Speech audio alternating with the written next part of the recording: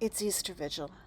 It's a quiet time, a waiting time, and it's a slow time.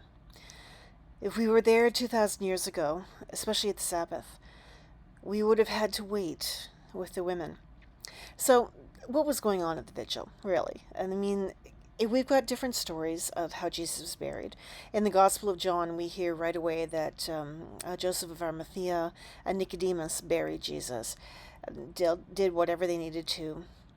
In the Synoptic Gospels, Matthew, Mark, and Luke, we have the story of the women waiting, that Jesus was just hastily pushed into a tomb and not even buried properly.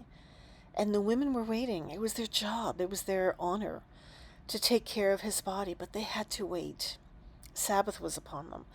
And the rules of Sabbath were very strict and agreed upon by society. No one flaunted them.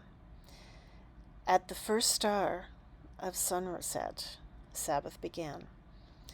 And if you've ever been aware of a Jewish Sabbath, it's very much like what would have happened in the ancient times, in that people stopped. There was no shopping, there was no being out in community.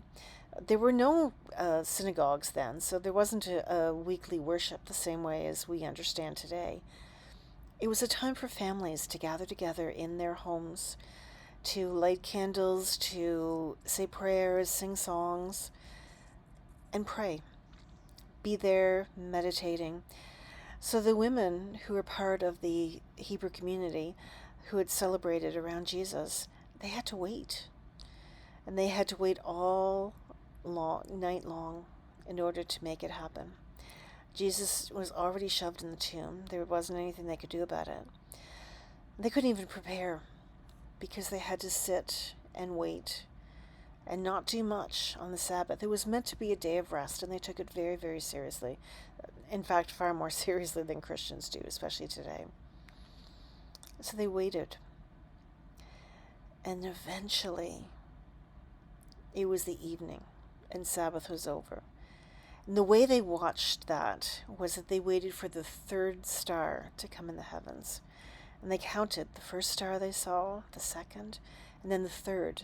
And then they knew that Sabbath was over, and they could prepare and they could get ready to go tend to Jesus' body. But they knew it was nighttime now. They couldn't go out in the dark. It was just not done. So they sat and they waited. And that's what we do. We sit and we wait. We wait with the knowledge of what Good Friday meant, the horrors, the sadness, the desolation of Jesus' followers as they watched their hope hang on a cross. So today, as this vigil happens, whether you do it for a few hours or if you do it continuously through the night, it is a time to sit and wait with the women and pray.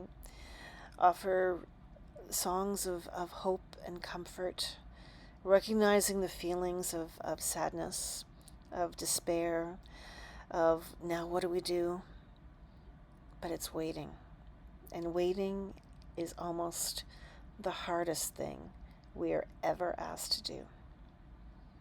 This is Saturday of Holy Week.